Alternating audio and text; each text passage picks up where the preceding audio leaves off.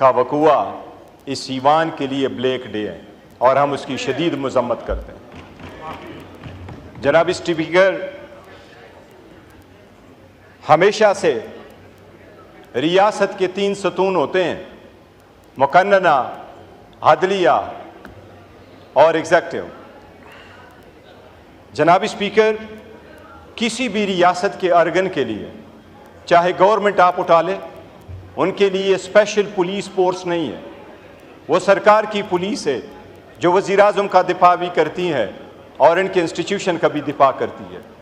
Supreme court judiciary है, state का एक स्ट्रांग अर्गन है, पर उनके पास अपनी फोर्स नहीं है, अपनी पुलिस नहीं है, अपने ऑर्डर खुद इम्प्लीमेंट नहीं करवाती, खुद पुलिस नहीं भेजती। लेकिन ये वाहिद पार्लियामान ही है जिसको आईन ने और रूल्स ने अपनी पुलिस और सार्जेंट एट आर्म्स दिया है।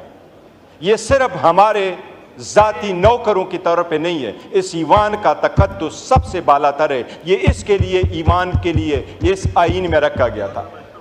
जनाब स्पीकर, हमारे 10 एमएनए साहिबान को जिस अंदाज से उठाया गया है, ये हिस्ट्री में याद रखा जाएगा। वो ईवान के अंदर मौजूद थे, नकाबपोश आए, हर दरवाज़ा खोला गया है। वो चाबियां किसके पास थी जो दरवाजे खोलते थे? वो लाइटें किसने आपकी? आप बराए मेहरबानी इसकी इंक्वायरी ऐसी ना करवाएं कि जिसमें से मासूम आम किस्म के बंदों को आप सस्पेंड कर लें, इसके तह तक जाएं। ये एक आईनी मसला है और ये सब के लिए है, ये ईवान सब के लिए है। मैं अरेस्ट हुआ हूँ, मेरे पास खबर आई, यहाँ मौजूद थे कि पुलिस बाहर आई है। मैंने इस ईवान के फ्लोर पे भी कहा था कि हम भागने वाले नहीं हैं, लेकिन जबरी गुमशुदगियाँ ना हो। स्पीकर साहब को हमने पॉइंट ऑफ ऑर्डर पे करवाया था। वज़ीर-ए-आज़म साहब ने आज भी वो अपनी अंडरटेकिंग जो सुप्रीम कोर्ट में दे दी थी, वो आप इसको अभी तक नहीं बताया कि उस अंडरटेकिंग का क्या हुआ। जनाब स्पीकर, हम 2 जो बाहर से अरेस्ट हुए हैं, हम बाहर से अरेस्ट नहीं हुए थे। मैं जिस वक्त गाड़ी में बैठा तो वहां पर दूसरे लोग मौजूद थे जो वाकी टाकी में मौजूद थे, जो कहा करते थे फलां बंदा फलां गाड़ी में बैठा है, और वो हमारे साथ वहां गेट तक हमें लेके गए। हमारी अंदर से, मैं कह रहा हूं, अंदर से भी यहां मौजूद है, बाहर की वीडियो मौजूद है। मैं बाहर से अरेस्ट होकर जाके गया हूं, पर मैं कह रहा हूं जनाब स्पीकर, इवन मेरे साथ भी वो बंदे चलते रहे। इसकी कोई आपको मिसाल नहीं मिलेगी। ये सिर्फ और सिर्फ FIR की बात नहीं, आपने किस किस्म का पर्चा करवाया। दुनिया के कौन से मुल्क में जलसे होते हैं? जिस तरीके से जनाब इंटीरियर मिनिस्टर साहब ने कहा कि ये दहशतगर्दी एक स्टू की मार है, लगता है ये हुकूमत फ़कत एक जलसी की मार है। 22 तारीख को जनाब स्पीकर, रात के देर अंधेरे में भी मुझे भी फोन आया। वो जलसा हमारा पोस्टपोन हो गया। हम उम्मीद करते रहे कि हमारा जलसा होगा, पुरअमन होगा और उसको रोका नहीं जाएगा।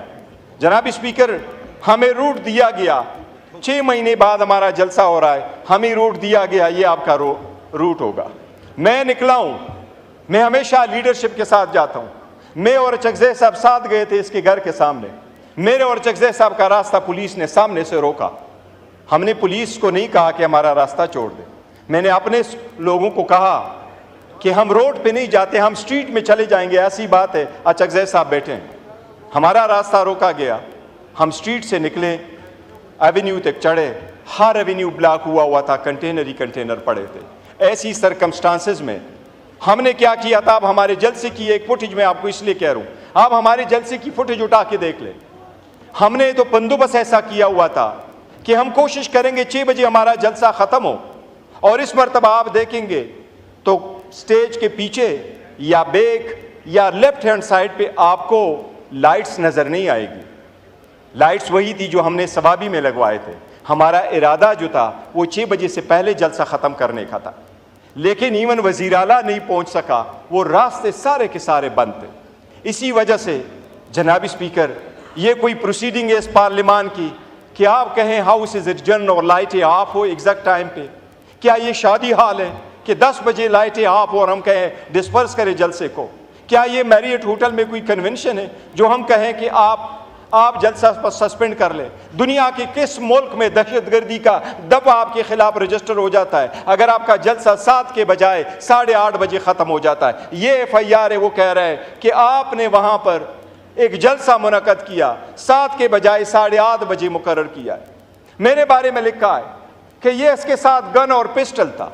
इसका मतलब ये है कि हमने पुलिस फोर्स को तो तबाह कर लिया, जो इतने सारे कैमरों में सब कुछ हुआ है। और मेरा ये भी लिखा है कि मैंने वहाँ ज़िंदगी में एक पुलिस वाले से हमने जनाब स्पीकर उसका भी लिया। मैं स्कूल भी गया हूँ, मैं कॉलेज भी गया हूँ, यूनिवर्सिटी भी गया हूँ, लंदन अमेरिका भी पढ़ा हूँ, वकालत और पॉलिटिक्स में भी रहा हूँ, लेकिन ज़िंदगी में न मैंने किसी को धक्का दिया न मुझे किसी ने धक्का दिया। मैंने ऐसी ज़िंदगी गुजारी है। जनाब स्पीकर, ये फोर्स तबाह हम कर रहे हैं। ये जलसा तो बहाना था, इनका निशाना हमारे ये बंदे सारे बैठे हुए हैं, लेकिन ये बिकने वाले नहीं है इंशाअल्लाह ताला। ये हर हाल में खान के साथ हो। मैं जनाब स्पीकर आपकी गुजार करा लूँ, ये सारे बैठे हुए हैं, मैंने अपने कंधे तले लिया हुआ है, हमेशा से इनको कहा हुआ है।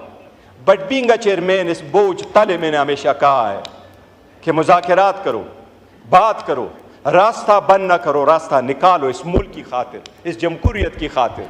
जनाब स्पीकर, इसको आप कमज़ोरी न समझना। इस इतनी बड़ी फोर्स की जिसकी 70%, मैं जाता हूँ, मैंने मेरी वीडियो देखे, क्या ख्याल है मैं सीढ़ी चढ़ के गया हूँ? अरे मैं उस स्टेज पे सीढ़ी चढ़ के नहीं चढ़ा हूँ, मैं सीढ़ी चढ़ के उस स्टेज पे नहीं चढ़ा हूँ। इमरान खान साहब के जुनून ने मुझे इन हाथों पे उठा के उठाया है, ये इमरान खान की वजह से था, मेरे नहीं उठा रहे। जनाब स्पीकर, मैं आपको ये अर्ज़ करूं, आपकी ईमान पे बड़ा डाका डाला गया है। हमने इनको कहा हमारा नाम निकाले ECL से, ECL से नाम निकाले गए। हम टिट फॉर टेट नहीं जाते। आपके यहाँ हमारे KPK से आई हुए हमारी बहनें, हम उनकी बड़ी इज्जत करते हैं। हमारी सीमाबिया बीबी जो वज़न के हिसाब से सबसे ख़त के हिसाब से छोटी कमज़ोर खातून है, बड़ी बहादुर, लेकिन हमारी सीमाबिया ताहिर बहन के ख़िलाफ़ भी पर्चा हुआ। हम अगर ज़बरदस्ती करने पे आएँ तो आपकी भी KPK से आई हैं, वहाँ हमारी हुकूमत है, हम हर एक आपके ख़िलाफ़ पर्चा करेंगे। क्या कर लोगे? क्या इससे मुल्क का फ़ायदा होगा? आपका वफाकी वजीर यहाँ है, मैं चैलेंज करता हूँ KPK गवर्नमेंट में, KPK गवर्नमेंट चाहे हम उनको ऑर्डर करें, आपका वफाकी वजीर फिर 300 माइल रेडियस में अपने इलाके में आ जाए। आपने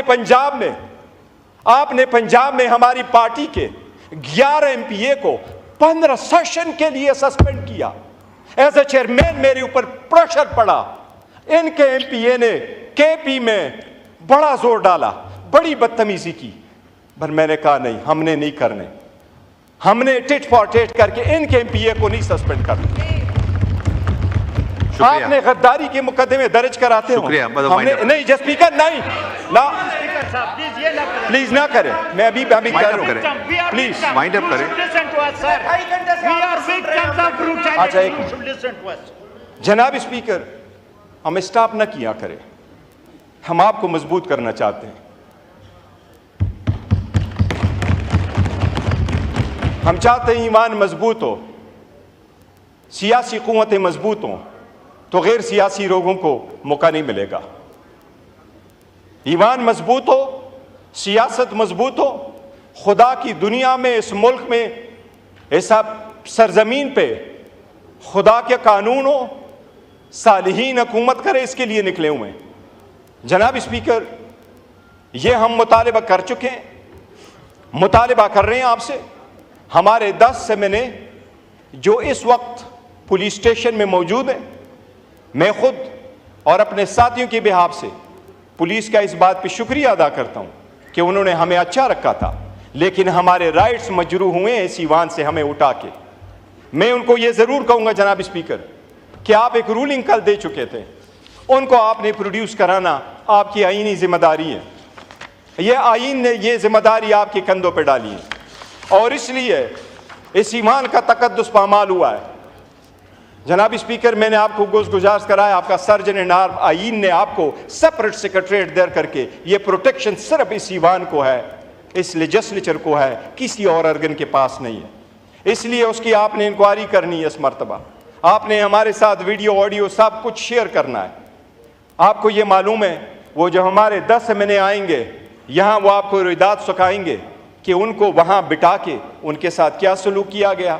इसलिए हमने फैसला किया है कि पाकिस्तान तहरीक इंसाफ और इसके एमएनएस सिवाय 9-10 के, जब तक 10 सितंबर की वक़ूआ का इंक्वायरी नहीं होती हमारा सेटिस्फेक्शन नहीं होता। पाकिस्तान तहरीक इंसाफ के एमएनएस सिवाय 9-10 के इस पार्लियामेंट में शिरकत करेंगे। बाकी कोई एमएनए हमारा इस पार्लियामेंट में शिरकत उस वक्त तक नहीं करेगा। नहीं हम आपकी कमेटियों में आएंगे सिवाय 9-10 एमएनए के।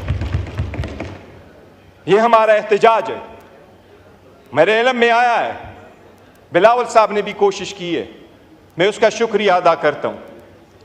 ये ईमान को अगर हमने चलाना है और इस स्ट्रगल को हमने आगे लेके जाना है, तलखियों को हमने काम करना है, तो जनाब स्पीकर इसको ना भूल जाइए। ये कारोबारी सियासत, कारोबारी जमा खर्च नहीं है कि 2 में से 1 माइनस करो तो 1 रह जाएगा। हम समझते हैं 2 में से 1 माइनस करो तो ये 1 भी नहीं रहेगा, ये 1 भी नहीं रहेगा। जनाब स्पीकर, खुदा ने कौमों को जो तबाह किया है, एक कौम की जलालत इस वजह से हुई तबाही कि अल्लाह का कुरान में फरमान है, वहिज़ा बतवश्तुम जब्बारी, जब वो पकड़ते भी थे तो जब्बारीन की तरह जुल्म करके पकड़ते थे। जनाब स्पीकर, अल्लाह ताला ने कुरान में जिक्र किया हुआ है कि मैंने 4 बंदों के अहल को पसंद फरमाया था, आल इब्राहिम, आल नूह और आल इमरान को।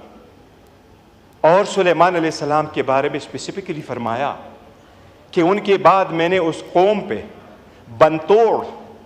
बनतोड़ सैलाब भेजे और उनको चंद बेरियाँ दी। रीज़न ये कि नमाज छोड़ चुके थे, शहवत नफ्सी की फरमानी करते थे और लोग उनके नाखलफ थे। नाखलफ का मतलब मौजूदा वक्त में क्या होगा ये आप खुद सोचें। जनाब स्पीकर, मेरी ये रिक्वेस्ट होगी कि हमारे एमएनएस को आप आज के सेशन में ज़रूर प्रोड्यूस करें। ये आपका ऑर्डर हुआ था, ये मिनिमम है जो आप आज काइंडली मेहरबानी कर ले, ये कर दें। और हम इंतज़ार करेंगे कि आपकी इंक्वायरी कहाँ ख़त्म होती है ताकि हम फिर नए लाए अमल का